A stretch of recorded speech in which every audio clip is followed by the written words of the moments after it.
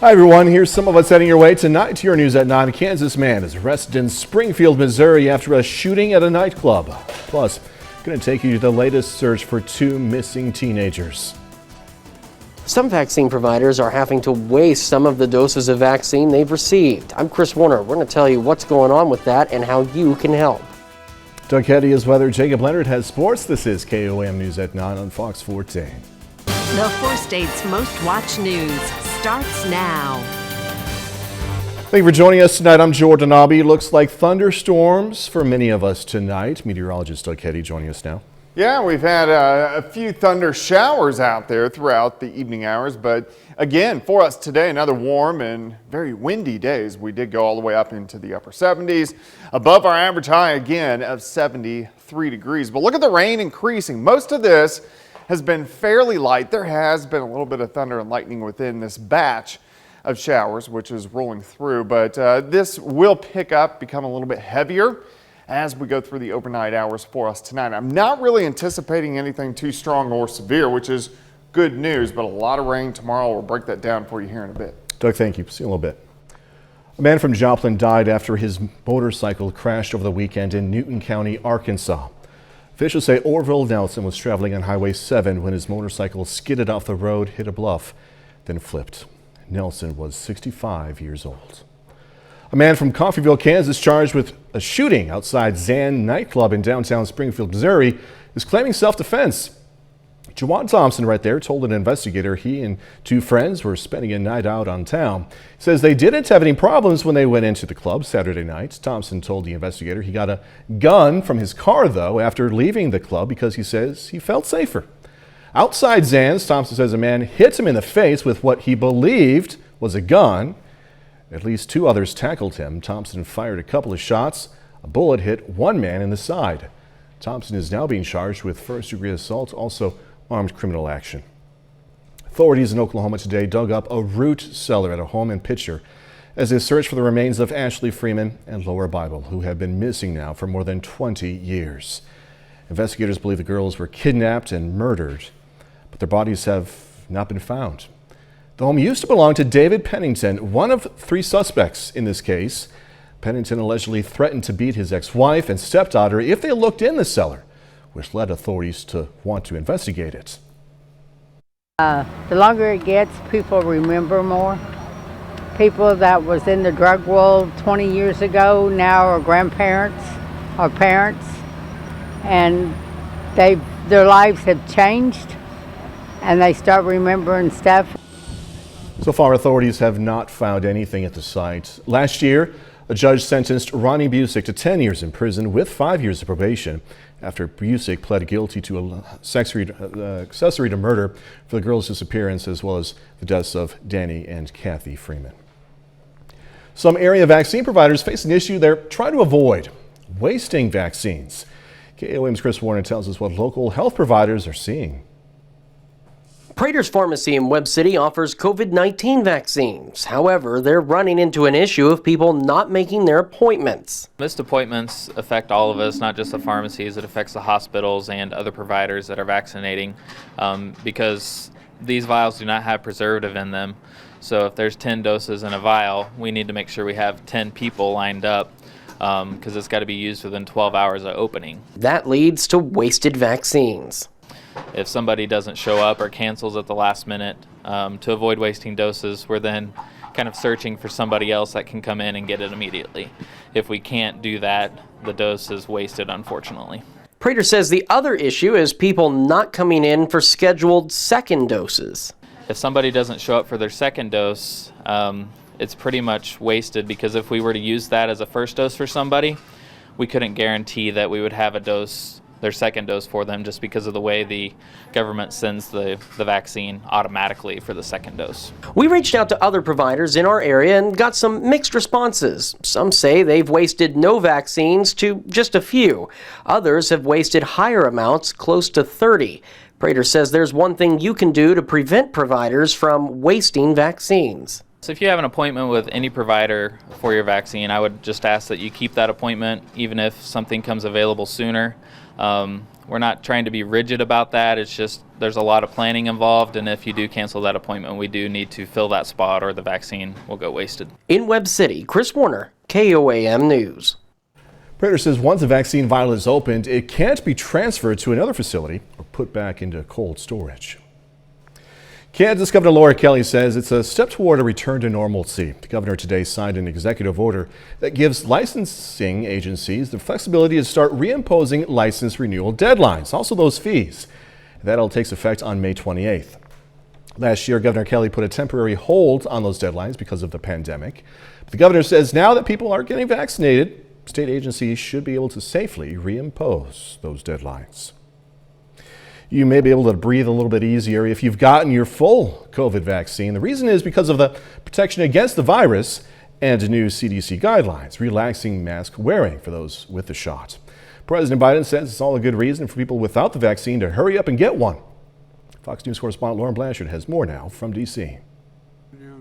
One step closer to normal. We've made stunning progress because of all of you, the American people. From the North Lawn, President Biden announcing an easing of CDC guidelines when it comes to masks. The odds of getting or giving the virus to others is very, very low if you're both been fully vaccinated. For those with both shots of the Moderna or Pfizer vaccine or one Johnson & Johnson's shot, the CDC now says it is safe to be outdoors and indoors in small gatherings without a mask, so long as others are fully vaccinated as well. They're also okay to dine outdoors without a mask. The CDC cautions for those only partially or not at all vaccinated, it is still recommended to wear a mask around others. For large crowds and for activities like indoor shopping, salon visits, and restaurants, masks are recommended for all. If you're in a crowd, like a stadium or at a conference or a concert, you still need to wear a mask. COVID has killed some 570,000 Americans, but a rise in vaccinations prompted the change in guidelines. President Biden said 215 million shots have been administered since his first day. I am optimistic that people will use this information to take personal responsibility to protect themselves and to protect others. Now, all Americans 16 years and up are eligible for a vaccine. The bottom line is clear. If you're vaccinated, you can do more things more safely, both outdoors as well as indoors. The CDC director says with more people getting vaccinated and case rates declining, they will continue to update their guidance. In Washington, Lauren Blanchard, Fox News. Former Secretary of State John Kerry is under fire now over allegations he shared Israeli intelligence with Iran. Fox News correspondent Madeline Rivera is in Washington with the latest details as Republican blowback grows. The calls for former Secretary of State John Kerry to resign are growing. Kerry, who now serves as special envoy for climate change, is facing heat for reportedly sharing Israeli military operations with Iran. Several Republicans say at the very least they want an investigation. Well, that would be a major foreign policy catastrophe for the country. If it were revealed to be true. This all coming from leaked audio obtained by the New York Times and a London-based publication. Fox has not confirmed the audio or why it was leaked, but reportedly, Iranian Foreign Minister Javad Zarif says he was astonished when Kerry told him Israel, a key U.S. ally, had attacked Iranian forces in Syria at least 200 times. We don't know the facts, but we do know what Secretary Kerry's behavior has been with Iran and has been with Foreign Minister Zarif. It's been much too cozy. Kerry and Zarif worked together on the Iran nuclear deal in 2015, but Kerry is denying the allegations, saying in a tweet, "I can tell you that this story and these allegations are unequivocally false. This never happened either when I was Secretary of State or since." Again, these are this is purportedly leaked material. Can't speak to the authenticity, can't speak to the accuracy of it. This comes as the Biden administration tries to piece together remnants of the 2015 nuclear deal. In Washington, Madeline Rivera, Fox News. KOAM News at 9 on Fox 14 takes this time now to honor one of our four-state heroes. James McLaughlin served in the U.S. Army. Native of Oronogo, Missouri, McLaughlin spent time in Germany, earning numerous awards. We are proud to thank and salute James McLaughlin. He's tonight's four-state hero. Doug Hady's up next with a complete look at the forecast, and later a top 10 matchup on the diamond between Webb City and Carl Junction. Going to have highlights and post-game reaction in sports.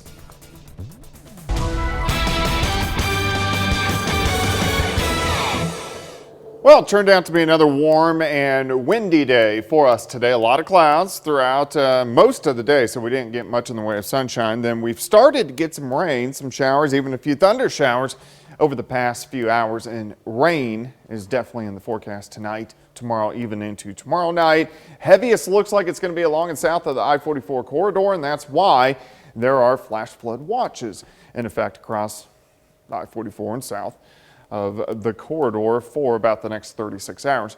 Great time lapse, Indigo Sky Casino and Resort. Of course, Indigo is just outside of Seneca, Missouri.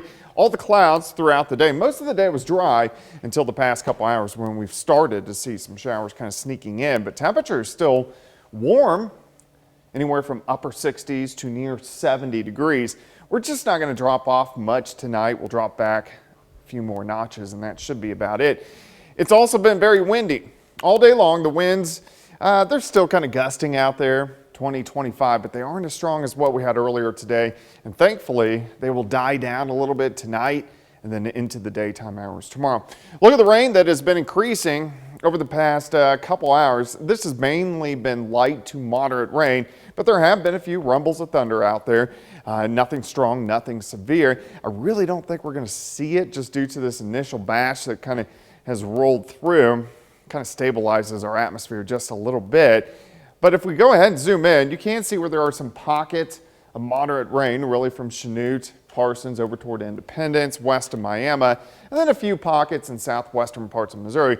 But the rain will pick up as we go through the next couple hours. All this moisture is kind of heading toward us, but I really think any big thunderstorms are going to stay mainly in northwestern parts of Arkansas, at least for us, during the overnight hours tonight. But a big storm system kind of disorganized due to the main upper level low still way back in parts of Arizona. And because these are spread out so much, that's why we're just not seeing much in the way of severe weather out of this system, which of course is good news this time of the year. All right, this batch of rain rolls through, and then we'll see showers, thunderstorms increase again late tonight into tomorrow morning. Heaviest in our southern counties. We'll get this batch through the morning hours. And then again, as we head into the afternoon, we'll start to see showers and thunderstorms more widespread really get going across the region. Now, as we go through tomorrow afternoon, some of these storms could be strong. I just don't think we're going to see much in the way of severe weather, but still something we want to watch as we go through the next 24 hours. 64 to start, 69 by noon, high temp right around 71 degrees. Plus, we're going to pick up quite a bit of rain. We'll have to see where these heavier bands really line up, but I think most areas probably an inch. In our southern counties, we could get 2, maybe 3 inches of rain across the region. All right, 71 tomorrow, 68 Thursday, 68 Friday.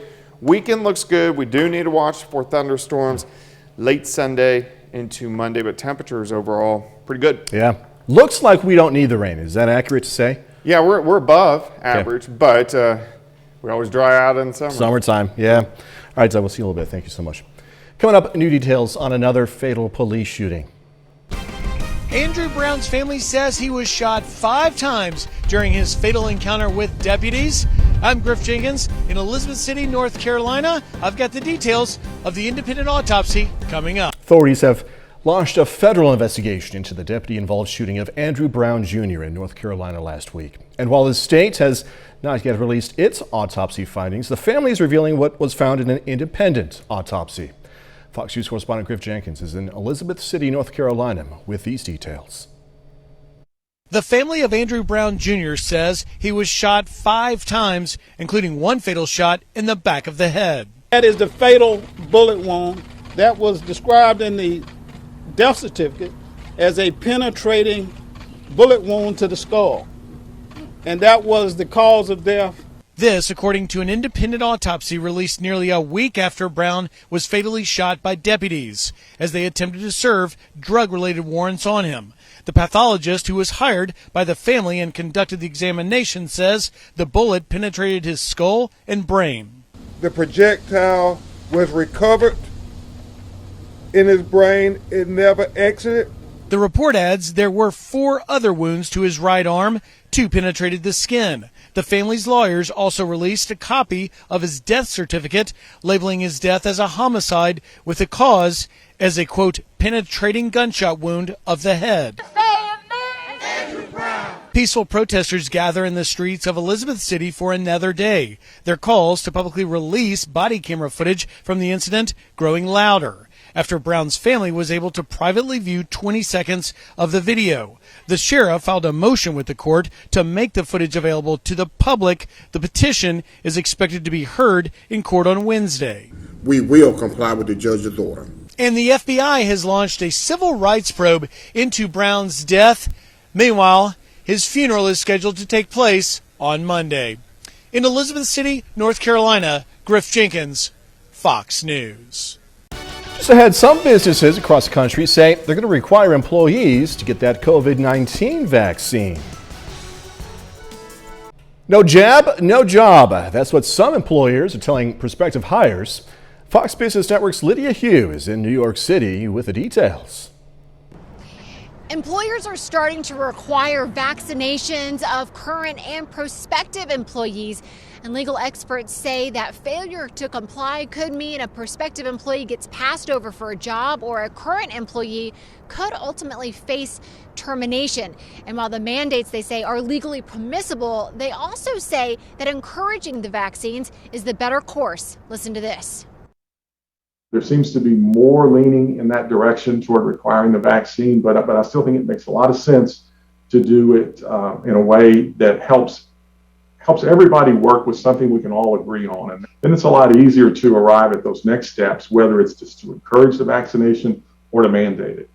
Here are some of the companies mandating shots from potential or current employees, according to the Wall Street Journal. They range from a Michelin-rated restaurant to a telecom company. Now, this follows other trends in vaccine mandates from colleges and universities, sporting events, and even cruises. And while these policies become more prevalent, it seems they could be met with resistance. A new Fox News poll shows that 22% of registered voters do not plan to get the shot. And this comes as more than 8 million people missed the second dose of their vaccine, raising the concern among public health professionals. The employee mandate of employees does seem to be controversial, as the new Fox News poll also shows that 41% of registered voters think it's okay for employers to require the vaccinations. 44% do not. In Manhattan, New York, Lydia Hu, Fox Business. All right, some good and bad news if you're a fan of spicy food, specifically Chick-fil-A's spicy chicken. I am going to explain when we come back. New Chick-fil-A menu items are coming in hot. The chain just released 2 new spicy chicken options in select locations yesterday. Here's the bad news. If you're in Chicago, Tampa Bay, or Central Texas, you can try the new spicy chicken strips and the spicy chicken strips biscuits. No other locations announced as of now. I know, I'm sorry. The strips are sold in 3 or 4 packs, and chains offer a catering option. The biscuit includes 2 spicy strips nestled in between 2 buttered biscuits. Those select restaurants will remove the original strips, though, grilled Cool Wrap and side salad from the menu. All right, have Crocs become the new it shoes of the pandemic? It appears the answer may be yes. The comfort footwear company reported a 16% jump in shares today. Seems the shoes have been flying off those store shelves courtesy of the coronavirus pandemic, as many who remain home during lockdowns and those who work from home have seemed to gravitate towards the clog. The company's first quarter earnings grew to $98.4 million compared to $11.1 million a year ago. The company's CEO says demand has never been stronger. I once had a pair of Crocs. I did like them. They were comfortable. All right, 30 more minutes, news, weather, and sports. Coming away, going to take you to a town where strangers are being welcomed to give first impressions of the city. Plus, Pitt State helping students out with Dead Week by providing survival kits. The city of Weir, Kansas is getting a peek at how it looks to visitors. KOAM's Bronte Sorotsky has how this project aims to lead to improvements for the town. When things aren't working in a community, it's up to officials to work to change them. But sometimes we get so used to things as they are and can't see issues right in front of us. Kansas State's First Impressions program wants to change this. The program had outsiders from Mound City visit Weir and the other way around to give their unbiased opinion on where the town succeeds and where they can improve. everybody has bad things in their city. Everybody has good things in their city. We just always can't see it because we're too close to the subject. Nancy Daniels from Kansas State says visitors who come to Weir notice that streets could use some improvement, but also that they were a friendly, tight-knit community. They discovered a wonderful little elementary school and friendly people, and those are things that they can build on. Daniels adds that shoppers believed Weir's proximity to big cities was a problem for the town, but Daniels sees it as an opportunity to be better. When we asked the visitors the biggest obstacle facing this community, their response was that the fact that they are so close to so many other big cities. If you have a choice between living in those larger communities have your jobs, they have your recreation, they have your specialty shops that you don't have. But you have a wonderful school district and a great place to live. So, make it a great place to live, make it fun, and tell people about it. One visitor from Weir, who toured the neighboring town in Mound City, says being a part of this project to help out smaller cities is key to preserving them. Small towns are really getting lost. And so I think with us all trying to help each other and see what we can do, that a small town's a good place to live. In Weir, Bronte Sorotsky, KOAM News. This evening, the town of Weir presented the findings from the First Impressions Project and had a town-wide discussion to pinpoint those strengths and come up with solutions for problems. It's Dead Week over at Pitt State, and if you're a student, you know this means it's finals week. It's a stressful time during the normal of situations, even more so during this pandemic. So the Kels College of Business devised a plan to help take away some of that stress. They delivered survival kits to 250 students. Well, we weren't able to give out food, so normally we would cook hot dogs and give out things like that, but we weren't able to do that. And it's a bigger event normally because we'll stand out here all day and every faculty member is involved. So this year it's on a way smaller scale, so that's a lot different. We're hoping to get back to the bigger scale soon. Survival kits include a Frisbee, a koozie, some mints, a bag of chips, and some soap. What more do you need in life? A Missouri House committee unanimously endorses a proposal to increase the state's gasoline tax. The House Transportation Committee's vote sends the measure to the full House, where some Republicans oppose raising taxes. If it's approved, Missouri's gasoline tax would increase 12.5 cents over 5 years, resulting in a tax of 29.5 cents per gallon. It would be the first in a way, increase since 1996. House Speaker Rob Vescovo, a Republican from Arnold, has previously said he's against tax hikes. The Senate approved the measure back in March. Supporters say the state needs the revenue to repair deteriorating infrastructure. Recently released data from the 2020 census shows a potential shift in power in Congress. California, New York, Illinois, Ohio, Pennsylvania, Michigan, and West Virginia are all losing one of their seats in the House of Representatives. On the flip side, North Carolina, Florida, Oregon, Montana, and Colorado are each picking up one seat. Texas is picking up two. United Airlines is banking on a busy summer travel season. Starting in June, United will restart 16 flight routes and add more than 480 daily U.S. flights, plus 9 new routes. This would be the airline's largest flight schedule since before this whole pandemic began. India's COVID-19 outbreak is showing no signs of slowing down. The country reported more than 320,000 new infections on Tuesday. Public health officials are hoping foreign aid can help officials and hospital workers treat the influx of patients. Fox News senior foreign affairs correspondent Greg Palcott has more. Critical medical supplies are arriving in India as the country's COVID-19 pandemic worsens. On Tuesday, crews unloaded more than 100 ventilators and oxygen supplies from the UK.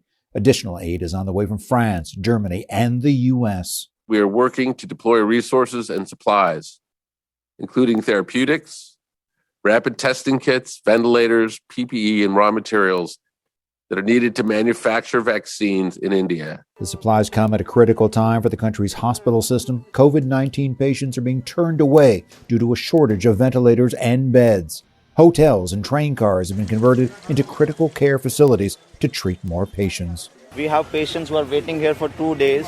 They're not finding any hospital. They just wanted oxygen because their doctor has advised they have. India's death toll has also climbed during the latest wave of infections. Crematoriums are working around the clock to handle an influx of coronavirus victims. while some people have been forced to use makeshift facilities for cremations and burials. The recent surge has been blamed on COVID-19 variants, as well as large gatherings held in India over the last few months. Nobody anticipated the scale or the magnitude of what we are facing right now. I think all of us got a little complacent based on the fact that the numbers reduced to such low levels in the month of January. Australia, Canada, and the UK have paused or restricted travel to India in response to the outbreak. In London, Greg Palcott, Fox News. A bit later, preparing for future pandemics. As the coronavirus continues to plague the world, officials warn of a second health crisis that may be on its way. I'm Jackie Ibanez with more on that story.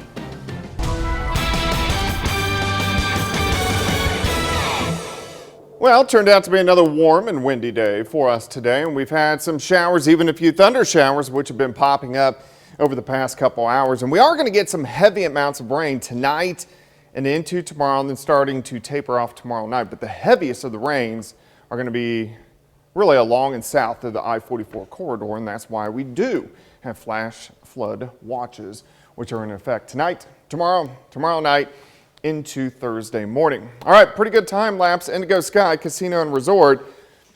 Of course, a lot of clouds for us today, very windy, but all in all, it turned out to be a pretty good day across the region. Temperatures right now, upper 60s to near 70 degrees. We're not going to drop off too much more from this point on, and the winds aren't as strong as what we did have. They're going to stay breezy tonight, kind of in that 10 to 20 mile per hour range, but thankfully not like yesterday and not like what we did see throughout the daytime hours today. Look at the rain increasing. This is mainly light to moderate rain, but you can see it kind of pushing through the four-state area, and it looks like it's going to stay light to moderate at least the next several hours, and then it will pick up a little bit later on tonight. Let's zoom in. Now, where you see the pockets of yellow, this is showing us moderate rain, and there are a few rumbles of thunder which are kind of being added into this cluster which is working through. But the heaviest right now, southeastern Kansas, a little bit of a lull, northeastern parts of Oklahoma, but all the big storms, severe weather, staying down across southern Oklahoma and then stretching back into Texas. With this moisture streaming northeast, we may get a few stronger storms in here tonight, but I just don't think we're going to see anything super strong or severe across the region. But this is a big storm system. It's a little disorganized because we have all the surface moisture and features here, and then the upper level systems are way back here. So they're kind of split up. If they were kind of stacked on top of each other, this would be a big severe weather outbreak. Thankfully, we aren't seeing that. All right, scattered showers, a few thunderstorms over the next couple hours.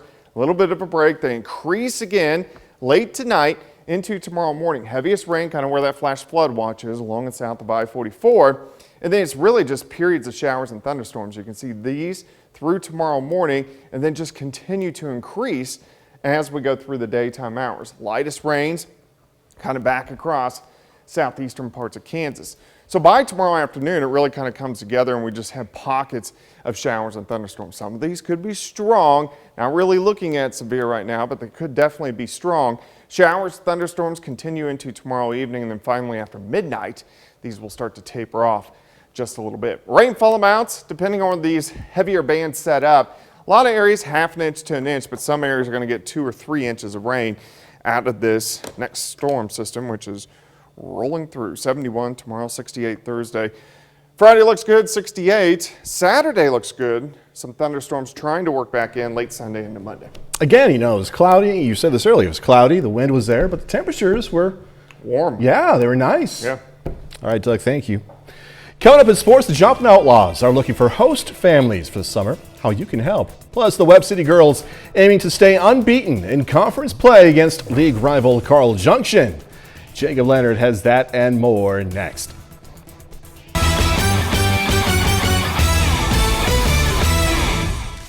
The Carl Junction Bulldogs hit the field tonight against Webb City.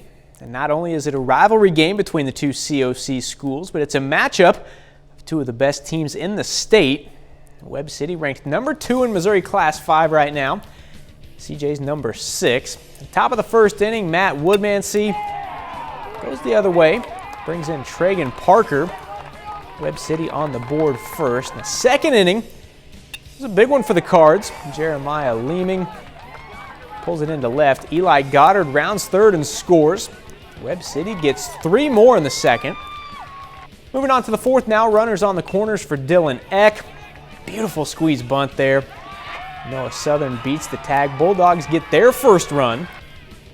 Cole Gaiman, real good on the mound today for the Cardinals. Back-to-back strikeouts to finish the fifth. He goes 5 1/3 this evening. Webb City puts it away in the 6th inning. Tregan Parker with the bases loaded brings 2 home. His 43rd RBI of the year. Webb City cruises by Carl Junction tonight, 11-5. Carl Junction's a great team. They got really good pitching. We were fortunate enough to get some timely hits today, and I thought Cole Gaiman pitched a heck of a game. He attacked the zone early. We made the defensive plays when we needed to, and it was a good game. It was a good win. Pitchers, I mean, they struck us out 10 times. I mean, their pitchers are good pitchers. So we battled. You know, we battled when we needed to get guys on and put some pressure on them. We think we can do that a little bit, and we played good enough defense, and I thought Cole pitched real well. The Joplin Outlaws are just a few weeks away from kicking off their schedule. The summer collegiate team will play at Joe Becker Stadium in their home opener on June 4th. Right now, they're looking for host families to house some of the players coming in from other cities to play this summer.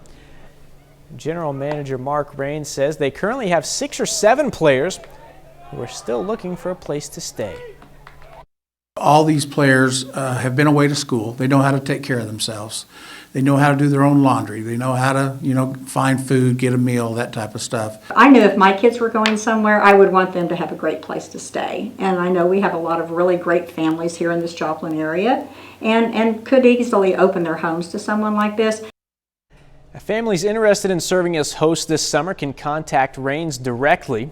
More information, including contact information for the team, is in this story on the sports page at KOAMNewsNow.com. In the majors tonight, the Kansas City Royals, best record in all of baseball coming into the day, by the way.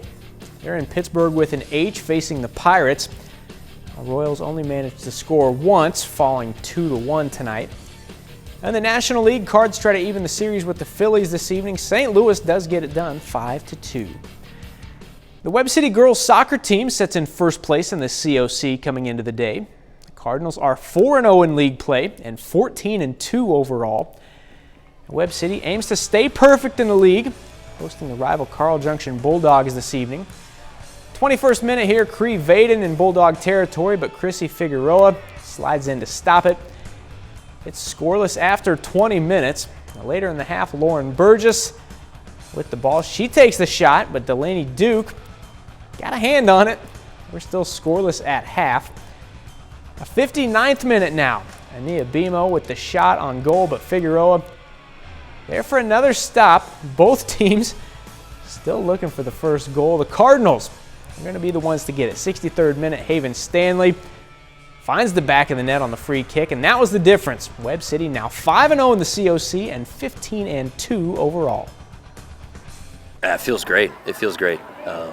We just want to focus on what's in front of us each day and the task at hand, whether it's practice, game, anything, and take it one day at a time and enjoy it. It's always a bitter rivalry against CJ, and they played really hard tonight. Proud of them and came out on top tonight. That's a look at sports. We're back with more news after this. The coronavirus pandemic caught the world off guard, but the White House hopes global leaders can be better prepared for any public health scare in the future. And this as medical experts continue forging new territory in COVID-19 treatments. Fox News correspondent Jackie Ibanez reports.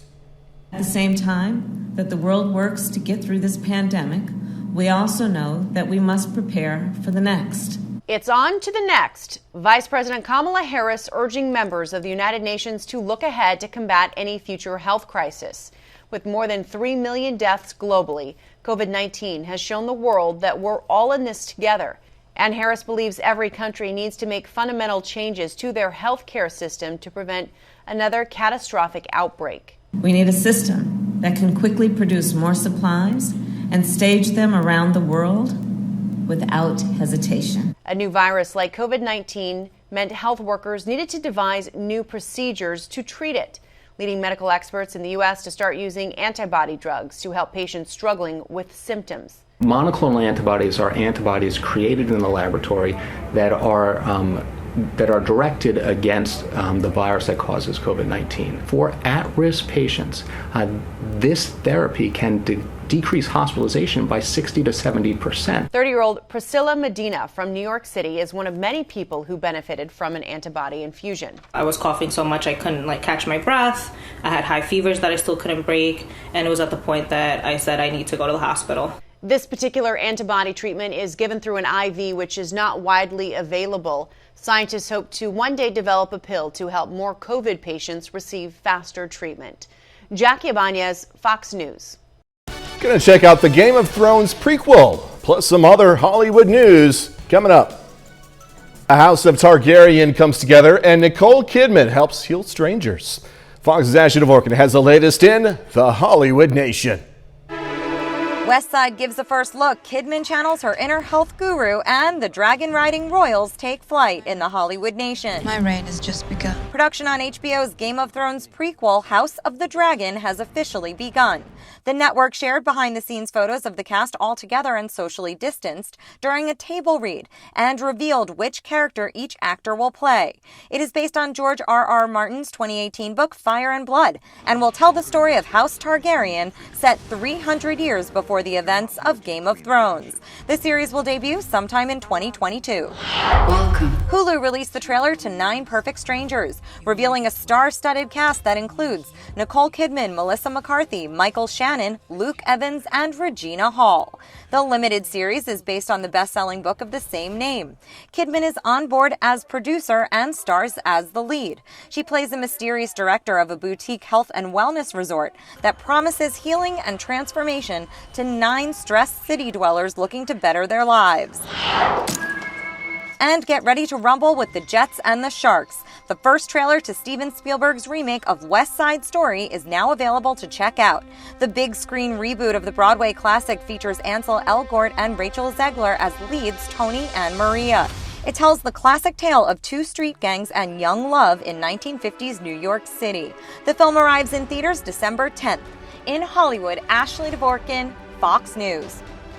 That's our time for tonight. Thanks for joining us. Going to leave you with video of a condor being released back into the wild in Bolivia. Be safe. Do this all again tomorrow. See you then.